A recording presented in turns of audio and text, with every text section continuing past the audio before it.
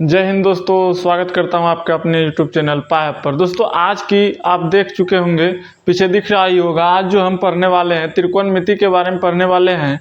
और त्रिकोणमिति को हम जो है ना आज जीरो से शुरू करेंगे। आप अगर इस क्लास को देख लिए ना, यकीन मानिए आपका जो है ना त्रिकोणमिति का सारा डाउट आज के ही दिन खत्म हो जाएगा। तो वीडियो को पूरा देखिएगा। तो सबसे पहले हम त्रिकोणमिति के बारे में कुछ फैक्ट लिखे हुए हैं, कुछ पॉइंट लिखे हुए हैं, इसको ध्यान से देखिएगा कि कहा जाता है त्रिकोणमिति त्रिगोनोमेट्री शब्द से बना हुआ है। त्रिकोणमिति जो है ट्रिग्नोमेट्री शब्द से बना हुआ है, जो कि ट्रिगोनोमेट्री जो है एक ग्रीक भाषा का शब्द है। किस भाषा का? ग्रीक भाषा का। और ग्रीक भाषा से इसको लिया गया है, जिसका अर्थ होता है ट्रिगोनोमेट्री। कहने का मतलब क्या हुआ? ट्री का मतलब तीन, या ट्री होता है, गोनो मतलब कोण के माप से है, और मेट्री मतलब उसका कोण का मापना। तो आप अब यहाँ से ये एक पॉइंट निकल के आता है कि जो है ना त्रिकोणमिति चैप्टर में किस के बारे में अध्ययन किया जाता है। तो आप यहाँ से एक डॉट यहाँ पे बन के आया कि त्रिकोणमिति में तीन कोणों का अध्ययन किया जाता है। तो आप थोड़ा सा इसको अलग तरह से देख सकते हैं कि तीन कोण हमको क्या चीज में देखने को मिलता है। तो आपका जवाब आएगा कि त्रिभुज में।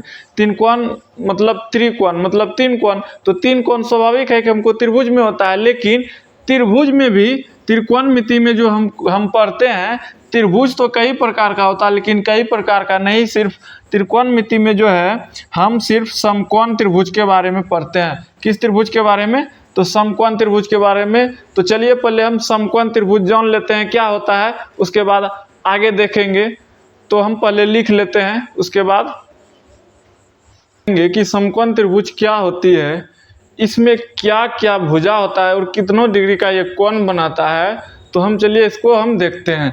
तो सबसे पहले आप देखिए यहाँ समकोण त्रिभुज का हम परिभाषा लिख दिए हुए हैं कि जिस त्रिभुज का एक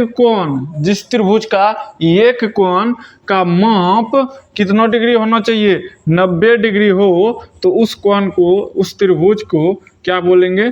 समकोण त्रिभुज कहेंगे। उस त्रिभुज को क्या कहेंगे? समकोण त्रिभुज। एग्जाम्पल फॉर, जैसे कि हम यहाँ पे एक आकृति बनाए हुए हैं, देख सकते हैं। तो इसको हम क्या करेंगे? तो यहाँ पे ये कहने का मतलब क्या हुआ कि एक कोण 90 डिग्री। अगर आप मतलब देखे होंगे कि चांद के आकृति में यहाँ पे चांद बनाए होंगे, कंपास में आता है, बचपन में देखे होंगे।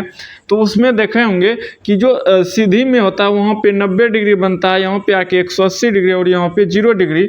तो हम कहने का मतलब ये हुआ कि मेरा इस चित्र में आप समझ सकते हैं कि जब कोई रेखा एकदम बिल्कुल सीधा होता है तो वहाँ पर कितना डिग्री का कोण बनता है? तो 90 डिग्री का। तो आप देख सकते हैं इसी प्रकार से इस त्रिभुज का ये जो लाइन है एकदम बिल्कुल क्या है? सीधी है। क्या है? बिल्कुल सीधी है। तो यहाँ पर कितना डिग्री का कोण बनेगा?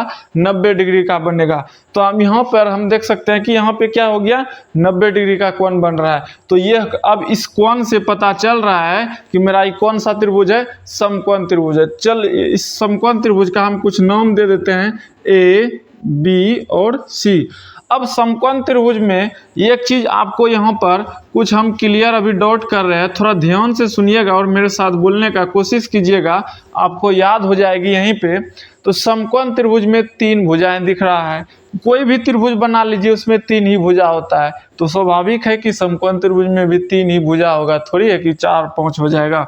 तो यहाँ पे सबसे पहले आपको जाना है त्रिभुज के आकृति पर। अब ध्यान से सुनना है कि जो भुजा किसको बोलता है? जो ये लाइन खींचा हुआ, ये जो भुजा सबसे नीचे रहता है, एकदम सबसे नीचे। कहाँ है ये?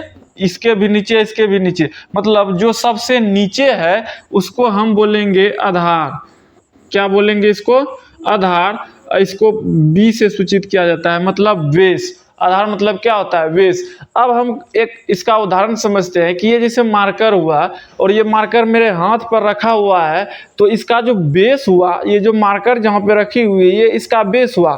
तो बेस क्या हुआ? ये मेरा हाथ हुआ बेस। उसी प्रकार आप ऐसा अगर सवाल आ जाए तो आपको समझने में थोड़ी सी बिल्कुल कठिनाई नहीं होनी चाहिए कि आधार किसको बोला जाता है। तो आधार जो सबसे नीचे होता है उसको आधार बोला जाता है। क्या बोला जाता है? उसको आधार बोला जाता है। और दूसरा स्टेप, दूसरा में देखिएगा जो एकदम बिल्कुल सीधा रहे, एकदम बिल्कुल सीधा, एकदम उसमें कोई भी थोड़ा भी झुकाव नहीं होना चाहिए, एकदम बिल्कुल सीधा होनी चाहिए।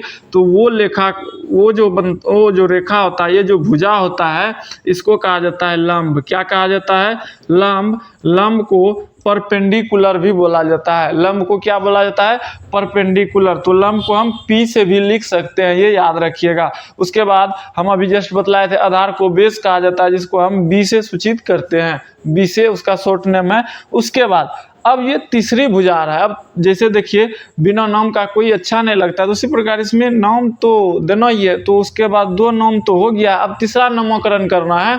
तीसरा नामकरण ये करना है कि जो ये लंब और आधार को जो मिलाता है, देखिए ये दोनों को मिला रहा है, तो इस वाले भुजा को, और जो 90 डिग्री बन रहा है, ये ऐसे भी याद रख सकते हैं, जो 90 डिग्री बना था उसके जस्ट सीधा वाले भुजा, और यह तो लंब और आधार को जो मिलाता है उसको कहा जाता है कर्ण।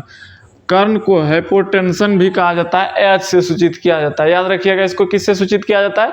एच से। अब इतना चीज होने के बाद इस त्रिभुज में 2-3 महत्वपूर्ण फार्मूला आता है, उसको आपको याद रखनी है। तो चलिए हम पहले उस फार्मूला को लिख लेते हैं। पे देख सकते हैं हमने कुछ फार्मूला लिखा हुआ है। इनका जो मतलब समकोण त्रिभुज से रिलेटेड कुछ फार्मूला होता है, जिसका यूज आपको हर जगह देखने को मिलेगा। और समकोण त्रिभुज में जो प्रयोग होता है, हमेशा होता है, वो पाइथागोरस प्रमेय होता है। क्या होता है? पाइथागोरस प्रमेय, प्रमेय का यूज होता है इसमें। तो सबसे पहले आपको यह जानकारी होनी चाहिए कि इस त्रिभुज में अगर सबसे बड़ी भुजा का बात करें, अगर सबसे बड़ी भुजा का बात करें तो हमेशा वो कर्ण होगा। इस बात को आप याद रखिएगा। सबसे बड़ी भुजा क्या होता है? कर्ण। कर्ण जो है इस दोनों भुजा से हमेशा क्या रहता है? बड़ा रहता है। अगर आपका चित्र में ऐसा नहीं होता है तो आप कहीं ना कहीं गलत कर रहे हैं। आप उसी जगह समझ जाइए, जिस प्रकार से आपका कर्ण छोटा है तो उसी जगह आपको समझ लेनी है कि मेरा चित्र कहीं पे गलती हो चुका है। इसलिए अब यहाँ पे आपको देख लेनी है कि पाइथागोरस प्रमेय में पहला फार्मूला जो होता है वो होता है कर्ण। कर्ण बराबर फार्मूला भी जस्ट आपको बतला रहे थे कि ये सबसे बड़ी भुजा होती है, इसलिए इसका फार्मूला होता है कि रूट के अंदर लंब स्क्वायर प्लस आधार का स्क्वायर। यह आप इसको इंग्लिश में बोल सकते हैं। लंब को हम पी बोलते हैं, तो लंब का स्क्वायर होता है तो पी का स्क्वायर हो जाएगा, प्लस बी, आधार को बी बोलते हैं तो बी का स्क्वायर हो जाएगा। तो आपको यहाँ पे उसी प्रकार दूसरा फार्मूला होता है आधार बराबर कर्ण स्क्वायर माइनस लंब स्क्वायर। उसके बाद तीसरी फार्मूला होता है लंब का बराबर कर्ण स्क्वायर प्लस आधार स्क्वायर। अब बहुत आदमी यहाँ पर कंफ्यूज हो रहे होंगे कि हम तो कभी एक फार्मूला और देखे हैं। क्या देखे हैं कि कर्ण लिखा रहता है और इधर ही स्क्वायर रहेगा और इधर रहेगा आपका दिया हुआ लंब का स्क्वायर प्लस आधार का स्क्वायर। लंब का स्क्वायर प्लस आधार का स्क्वायर, इधर का रूट कहाँ हो गया? गायब। तो इसमें आपको बिल्कुल घबराना नहीं है कि यहाँ पे देख लेनी है कि इधर का रूट गायब हुआ तो यहाँ पर एक स्क्वायर आया है।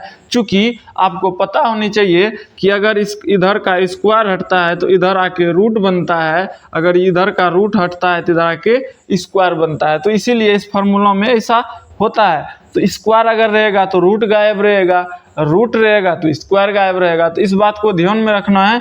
आप एक काम कीजिए, आप जो है इसका एक स्क्रीनशॉट ले करके अपने कॉपी में या तो लिख सकते हैं या तो स्क्रीनशॉट ले लीजिए, इसको कॉपी में लिख करके इसको बिल्कुल अच्छी तरीक़ा से याद कर लीजिएगा।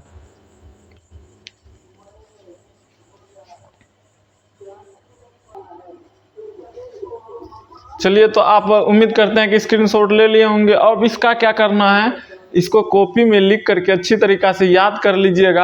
और आपको ये हमेशा ध्यान में रखना है कि समकोण त्रिभुज का एक कोण क्या होता है? 90 डिग्री होता है। उसकी सबसे बड़ी भुजा को क्या कहा जाता है? कर्ण कहा जाता है।